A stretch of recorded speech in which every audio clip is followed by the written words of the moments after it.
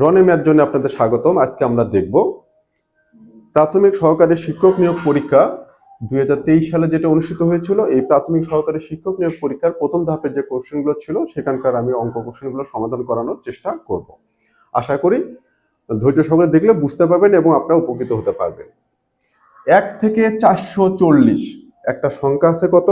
1 থেকে 440 পর্যন্ত সংখ্যাগুলির একটি দ্বৈবচয়ন পদ্ধতিতে নেওয়া হলো। কয়টা নেব? একটা নেব। সেই সংখ্যাটি বর্গ সংখ্যা হওয়ার সম্ভাবনা কত?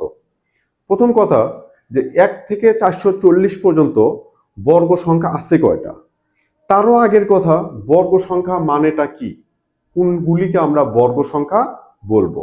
দেখেন, 1 এর উপরে স্কোয়ার করলে কত? 1। 2 এর উপরে স্কোয়ার করলে কত? 4। 3 এর উপরে স্কোয়ার করলে কত? স্কোয়ার মানে কিন্তু বর্গ, কত? 9। 4 এর উপরে স্কোয়ার করলে কত? 16।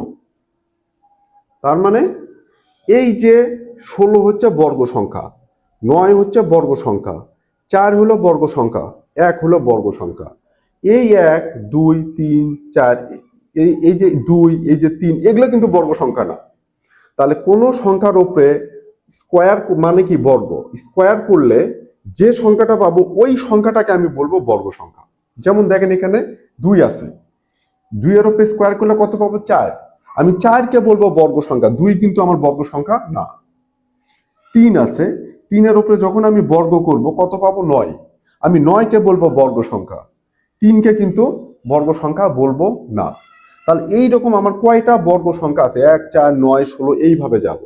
দেখেন, 5 এর উপরে স্কোয়ার করলে 25, 6 এর উপরে স্কোয়ার করলে 36, তার মানে কি? এগুলো 36, 25 এগুলো বর্গ সংখ্যা।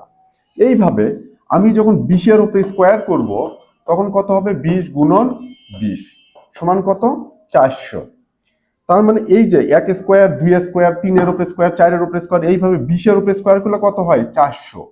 তার মানে 440 পর্যন্ত আছে। আমি এবার দেখব যে 21 এর উপরে স্কোয়ার করলে কত আসে।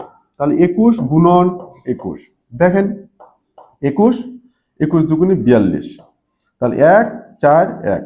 21 এর উপরে স্কোয়ার করলে 441, তার মানে 441 কিন্তু বর্গ সংখ্যা, কিন্তু এই সীমা বাহিরে। তার মানে আমি 21 এর উপরে স্কোয়ারটা নিতে পারবো না। আবার 20 এর উপরে যখন স্কোয়ার করতেছে সেটা কত? 400, সেটা কিন্তু এই সীমার মধ্যে আছে। তার মানে আমি এখান থেকে বুঝতে পারছি 1 এর উপরে স্কোয়ার করলে হবে, 2 এর উপরে স্কোয়ার করলে হবে, 3 এর উপরে স্কোয়ার করলে হবে, এইভাবে 20 এর উপরেও যদি স্কোয়ার করি সেটাও বর্গ সংখ্যা হবে, যা এই সীমার মধ্যে অবস্থিত। কিন্তু 20 এর পরে যদি 21 এর উপরে স্কোয়ার করি 441, সেই 441 একটা বর্গ সংখ্যা হবে, কিন্তু সেই 441 সংখ্যাটা কিন্তু 440 সীমার বাইরে চলে গেল।